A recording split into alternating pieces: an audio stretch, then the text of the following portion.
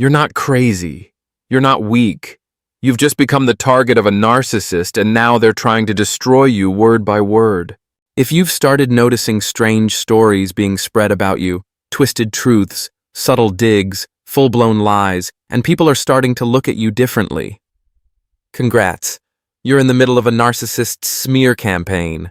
And here's what no one tells you. You don't have to fight dirty to win. In this video, I'm going to show you how to see through a narcissist's tactics, why reacting only feeds their fire, and how to shut the whole thing down without lowering yourself to their level. Because this isn't just about reputation, it's about taking back your voice, your truth, and your life. If you're exhausted from the manipulation, if you're done letting them control the narrative, this is your moment to flip the script. Hit subscribe, turn on the notification bell, because you don't just need awareness, you need a strategy. And this video is where it begins. Don't just survive the smear campaign, outsmart it, win it. You don't know exactly when it started. One day you were still the person they called love best friend or soulmate, and the next you're the problem. There was no warning, no open confrontation, but you can feel it, the shift in people's eyes, the subtle tension in conversations, the whispers behind your back. And you start to wonder, what's going on? That's when you know you're in the middle of a narcissist's smear campaign.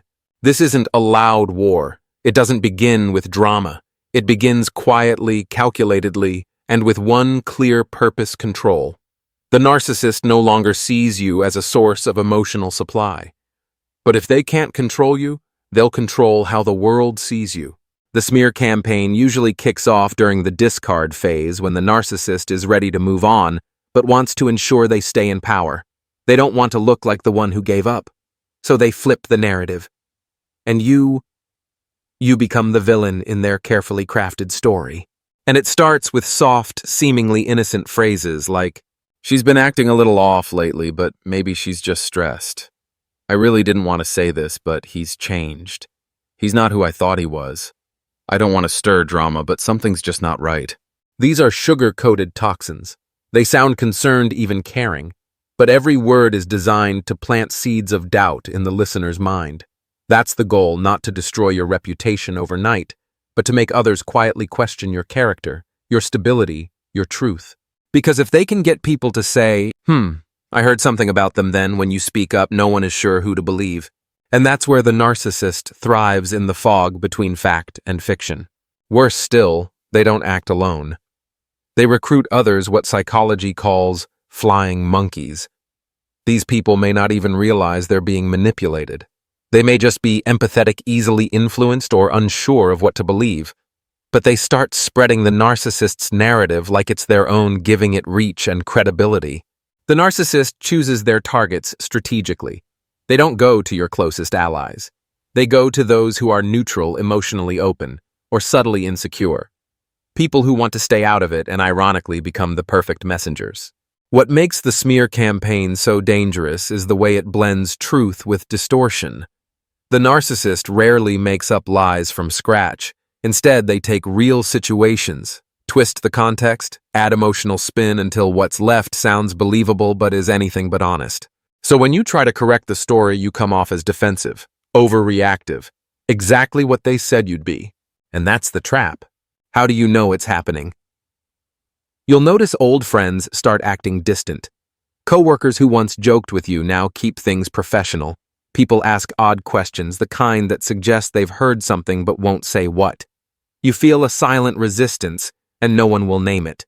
And the worst part, you start to doubt yourself. Am I overreacting? Did I do something wrong?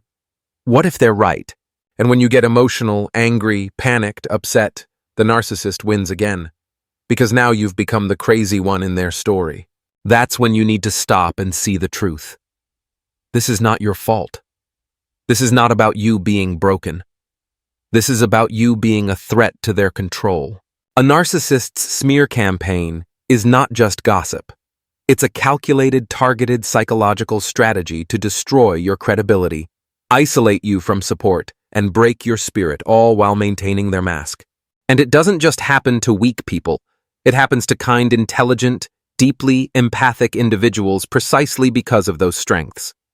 The narcissist sees your light and wants to dim it before others can see it too. But you're not powerless. The moment you recognize what's happening, the spell begins to break. The moment you stop reacting on their terms, you take back your power. And in the next part of this video, I'm going to show you how to protect yourself with intelligence, grace, and strength, not by fighting dirty, but by staying rooted in who you are. So stick with me, because from here on out, we're not just surviving the smear campaign, we're becoming unshakable. When you realize you're in the middle of a smear campaign, your first reaction is often shock and then anger. How could they do this?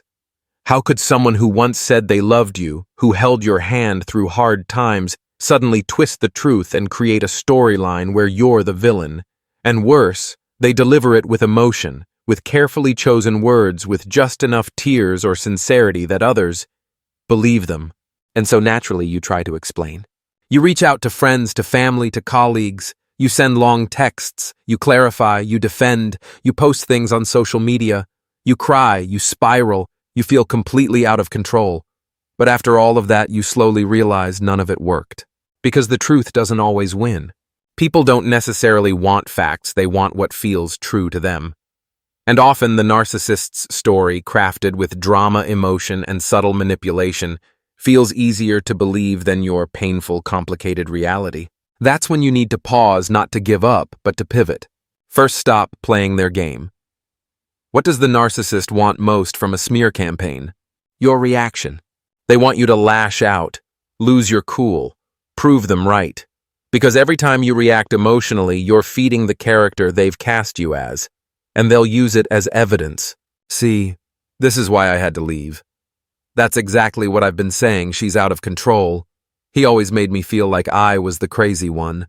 So the most powerful thing you can do right now is this: don't react. Don't explode online. Don't send essay-length rebuttals. Don't explain your side to every person who might have heard a rumor. Don't cry in front of people who are already aligned with the narcissist. Your calm silence is your loudest statement. Second, act like a person who has nothing to prove. Here's the truth: you don't have to prove your worth to people who are eager to believe lies. Because honestly, they're not looking for truth. They're looking for a version of the story that matches their worldview, their bias, or their emotional needs. And the more you try to convince them, the more defensive and desperate you'll seem. So instead of exhausting yourself fixing others' perceptions, invest in rebuilding your inner foundation. You don't need their validation to be good. You don't need their sympathy to be strong. You just need to live with integrity consistently, and the truth will take care of itself. Think of it this way: if you stand in a room filled with light, transparent, grounded, real, then no shadowy rumor can truly touch you. Third, get your mind off them. You cannot heal while obsessing over the person who hurt you. And in fact, that's exactly part of the narcissist's goal, to keep you mentally trapped in their orbit. You replay the things they said. You wonder what others think of you now. You obsess over cleaning up the narrative, getting justice, setting the record straight. But that mental loop, it's a trap. Every time you go back to the story, you refeed the pain. Every time you check if they posted something new, you reopen the wound. Every time you plan a defense, you give them more space in your life than they deserve. So what do? Pivot. Redirect your attention entirely toward your life, your vision, your next chapter.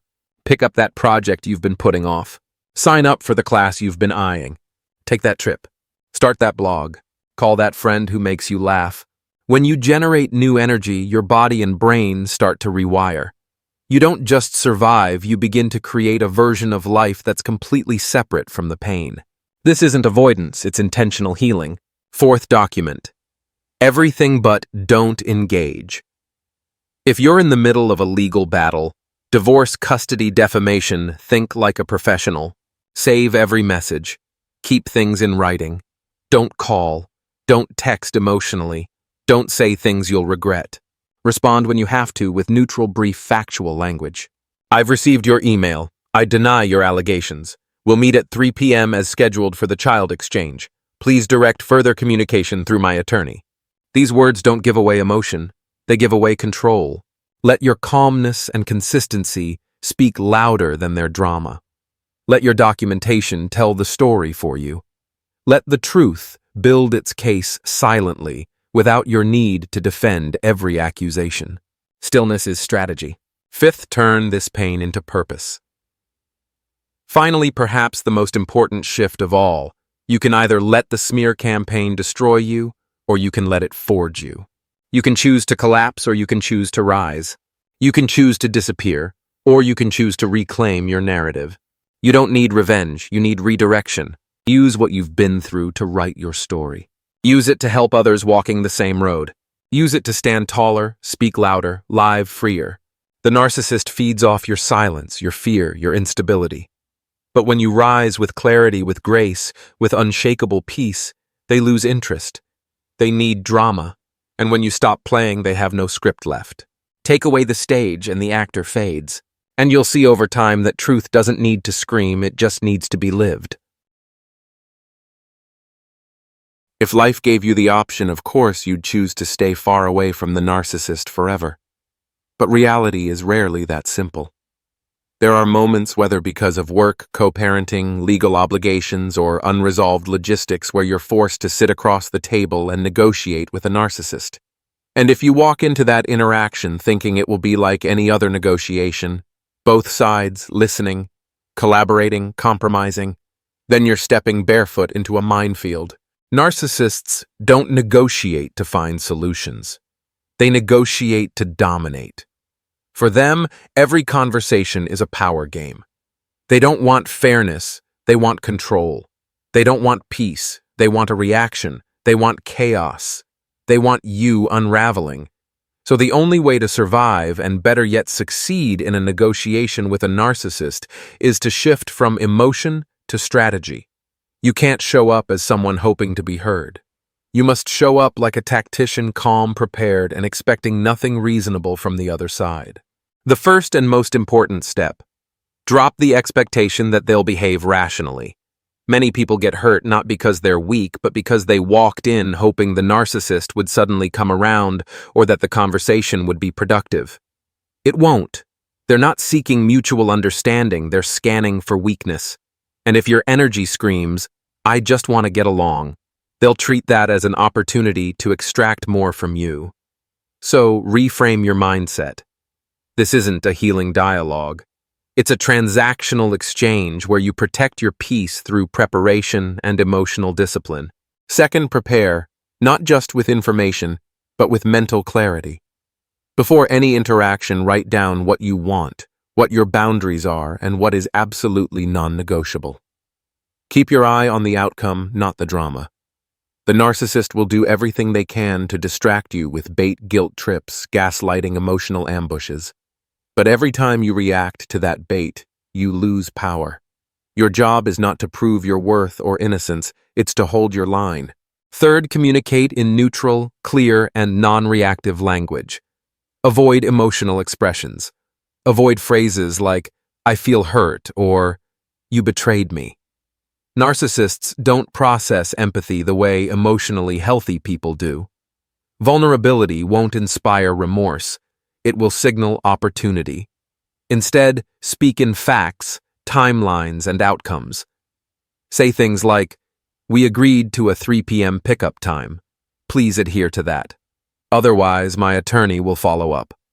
Or, "I will not engage in personal conversations.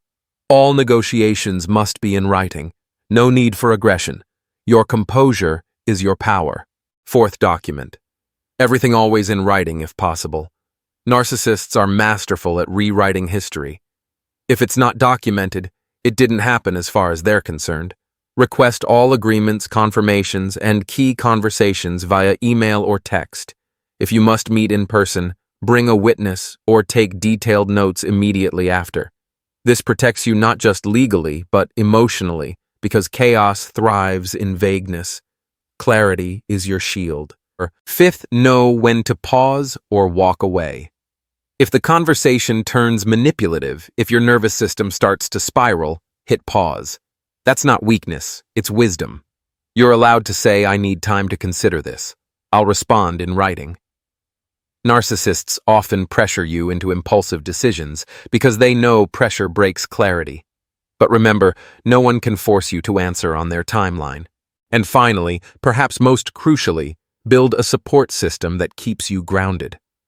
Whether it's a therapist, lawyer, trauma-informed coach, or one wise friend who gets it, you need someone to remind you that you're not crazy, not weak, and not wrong for setting boundaries.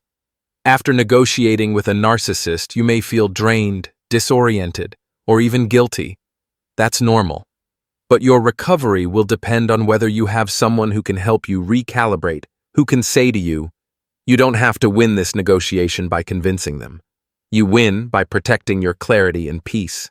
Ultimately, remember this: you can't control how a narcissist shows up, but you can absolutely control how you do. And that is the true power. The more you stay calm, draw clean boundaries, and refuse to take the bait, the more the narcissist loses interest, because their game only works if you play. When you no longer react the way they expect, the game falls apart. You don't win by speaking more. You win by saying less, saying it clearly, and walking away without needing their approval. And there's one truth people often overlook when they're caught in the chaos of a smear campaign. This isn't just a time of pain, it's a moment of purification. Because in the storm of manipulation, lies, and silent betrayals, you get to see clearly who's really standing with you, and who was only there when things were easy. When someone can hear a distorted version of your story told by a known manipulator and choose to believe it without ever asking you, without ever checking in, without offering you a chance to speak, they didn't truly believe in you to begin with. That realization stings deeply. But take a moment to ask yourself, can a truly healthy relationship be destroyed by a few whispers behind your back? Can someone who really trusts in your character and the way you live your life be so easily swayed by the narrative of someone who just walked out of your life covered in drama and deflection? If not, then perhaps their presence beside you was never as solid as it appeared. A smear campaign is like a mirror. It reflects the true nature of many relationships around you. It redraws your social map, not kindly, but truthfully. And while that might initially feel like a loss, what's actually happening is this: your space is being cleared so that better things, better people, can finally find room to enter. Those who stay, the ones who aren't swayed by gossip, who check in on you, who believe in your truth, even when they don't know every detail, these are the people you rebuild your life with. They don't need long explanations. They don't need polished versions of the story. They feel the truth in how you carry yourself, in your consistency, in your quiet integrity. Those who walk away, on the other hand, they don't leave because you did something wrong. They leave because the bond was never grounded in real trust. And you deserve relationships built on real trust, not temporary admiration that disappears the moment things get uncomfortable. So instead of begging to pull people back who so quickly believed a lie, let them go. Not out of bitterness, but out of wisdom. Because every time you expend energy trying to explain your worth to someone unwilling to see it, you are draining that same energy from the one place it's truly needed you. You may grieve, you may cry, you may feel the ache of lost connections, but eventually, you will realize it was actually a release. The narcissist thought they were destroying your life by turning people against you. What they didn't anticipate was this: they were helping you see exactly who never truly stood with you to begin with. And in the silence left behind by fading connections, you begin to hear something else, the steady voice within. You're no longer living to maintain a wide, shallow circle. You begin to build a smaller, deeper, more honest ecosystem. Relationships that may not be loud, but are loyal. People who don't need you to perform, they just need you to show up as you. You don't need people who only embrace you when you're at your best. You need the ones whose gaze doesn't shift when you're at your most vulnerable. And when you know who those people are, cherish them. Keep them close. Rebuild from there. Because in a world filled with noise, having someone who believes in your quiet truth is rare, and it's everything. And don't forget to become that person, not just for others, but for yourself. Don't live just to be understood. Live to be deeply known. When you start rebuilding your life on depth rather than appearances, you'll no longer be shaken by rumors, gossip, or the opinions of those who were never really listening. You'll have your own internal compass, and no one can steal that from you. That's when you'll know you've truly moved forward. Not when people apologize, not when the narcissist gets exposed, but when you look in the mirror and say, I'm still here. I'm still me. And I don't need to be believed by everyone to live fully. Out of the pain they tried to cause, you've built a kind of protection, not one that shuts the world out, but one that filters out what no longer belongs in it. And that is perhaps the greatest victory anyone can achieve after being smeared, not a loud triumph, not a flashy comeback, but a quiet, unshakable restoration of your true self on your own terms. After everything you've been through, the lies spread behind your back, the relationships that fractured overnight because of a narrative crafted by a narcissist, you may feel like you're no longer yourself. Not because you forgot who you are, but because you've been forced to question it. When the people you once loved start looking at you with doubt in their eyes, when you keep asking yourself if you did something wrong, and when the narcissist's voice echoes louder in your mind than your own, you realize the wound is no longer on the surface. It has sunk deep inside. And that's exactly where the healing must begin. Not where people talk about you, but where you talk to yourself.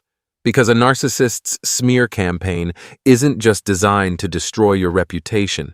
It's designed to make you destroy your own belief in yourself. And if you're going to stand back up, truly rise again, it won't be by fighting every rumor or defending every lie. It will be by rebuilding piece by piece the foundation of who you are. Start with the simplest yet most powerful question. Who are you when you're not hurting? When no one is manipulating you, when you're not trying to please or explain or prove, how do you want to live? What makes you proud of yourself even when no one is watching? These aren't questions for others to answer. They're for you, and you alone, to remember your inner compass. Because that compass may have been scratched by betrayal, by manipulation, but it hasn't been broken. Next, be mindful of the way you speak to yourself. Ask yourself honestly, have I started to repeat the things the narcissist once said about me? Have I begun to believe that I'm too sensitive, too difficult to love, or the one who always ruins things? If so, know this, it isn't truth. It's programming. They may be gone from your life, but they've tried to plant roots in your mind through the echoes of their old words. The only way to rip out those roots is to replace them with something new. Your voice, gentler, stronger, and rooted in healing. Every time you find yourself speaking harshly to yourself, pause and ask, is this really my truth, or is it the voice of someone who tried to destroy me? Because the voice you choose to listen to will shape the life you live one day at a time. From there, slowly begin to create your own emotional ecosystem. After the isolation caused by a narcissist, you might feel like you can't trust anyone, and that's okay for now. But don't let prolonged isolation become your new reality. Healing cannot happen in exile.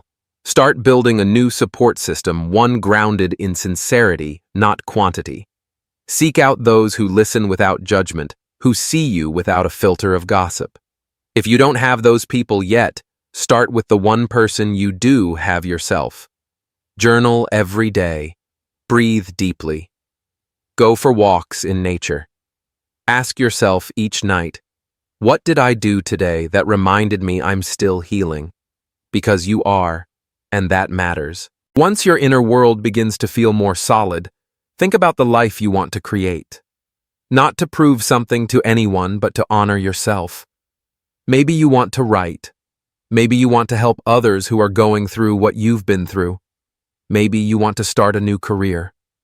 Whatever it is, do it as an act of reclaiming yourself. The narcissist wanted you to fall apart, to react, to fade away. So there is no greater rebellion than continuing to exist clearly, fully, and unapologetically. Don't let them be the final chapter in your story. Let them be a turning point, a middle chapter where you lost your way temporarily, but learned to navigate by your own compass. Remember this. You don't need to shout to be believed. Truth, when lived consistently, speaks louder than any rumor. Smear campaigns always burn out because lies require attention to survive, while truth only needs to be lived. When you stop fueling their fire, when you stop living in reaction and start living in creation, that's when you take your power back. You don't need to win against them in public opinion. You only need to win within yourself in the quiet moments when you refuse to abandon your kindness. In every morning you choose to rise again. And that is the one thing the narcissist never expected. They could manipulate the story for a while, but they could never own your soul. You're still here, and you're still you, only now more aware, more powerful, and more radiant than ever before. And in the end, after everything you've been through, the lies, the betrayal, the mornings you woke up with a sense of loss you couldn't even name, you are still here. You're still reading, still listening, still searching for something more honest than the pain. And that in itself is a victory. Because many people, after enduring a narcissist's smear campaign, lose themselves completely. But you didn't. You still have your will, your curiosity, your hope, and that alone proves one thing: you are not broken.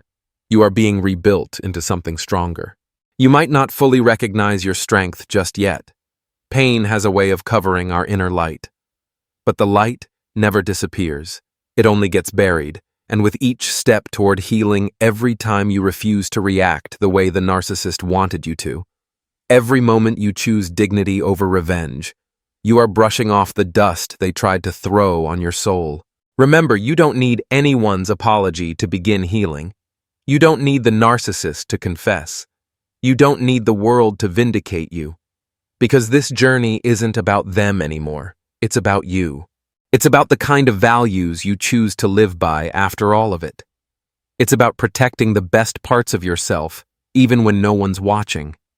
It's about choosing to live authentically without anyone's permission. It's about standing up not to prove something to the world, but because you deserve a life no longer ruled by fear. I know there are days when you feel like no one gets it. Maybe you've Googled late at night looking for answers. Maybe you've cried quietly in the dark after being smeared by someone who once called you family or love. And if today you're hearing these words, let them be a confirmation you're not crazy. You're not weak. You never deserved the way you were treated. You trusted. You loved. You gave. And yes, you were taken advantage of. But that doesn't make you a victim forever. It means you have a real heart. And this world desperately needs people like you, even when it doesn't always know how to treat you right. And if you're wondering where to start here. Start now. Start by breathing. By telling yourself, I'm doing better than I think. By giving yourself permission to stop pretending you're okay when you're not. Healing is not a straight line. Some days you'll feel powerful. Other days you'll fall apart. And that's okay. You don't need to be perfect to be worthy. You just need to be real. If you ever have to face the narcissist again for any reason, walk in with calm. You don't need to rage. You don't need to fake strength. Your steady presence is the very thing they can no longer control. And if you never have to face them again, consider that a gift, an open field where you can finally build something new, something truly yours. You might need time before you trust again. You might need therapy, journaling, or just quiet moments in a coffee shop to reconnect with who you are. That's okay. You're not meant to rush. Healing isn't about becoming who you were. It's about becoming the version of yourself you never had the space to be before. And if you feel alone in this process, remember that somewhere out there, millions of people just like you are quietly reclaiming their power. They are learning how to believe themselves again. They are choosing themselves, maybe for the first time ever. If you're reading or hearing this now, you've found a hidden tribe, a quiet revolution of souls who refuse to live fake lives, who are done tolerating toxic relationships, who will no longer stay silent when their hearts are screaming. You are not alone. You are not lost. You are awakening. And awakening is the first step to freedom. So from this moment on, don't live to prove anything to people who never really saw you. Live to make peace with yourself. Live in a way that your 10-year-old self would be proud of. Live so that everything you went through wasn't in vain, but became the foundation for a life beyond anything you ever thought you could have. Let the rest of your life be defined not by who hurt you, but by who you chose to become. Let it be guided not by fear, but by that quiet voice inside you that says, "This time I lead." And if something I said here today stirred something inside you, keep that flame alive. Let it grow. Because you deserve not just to survive, you deserve to be free, whole, and more radiant than ever before.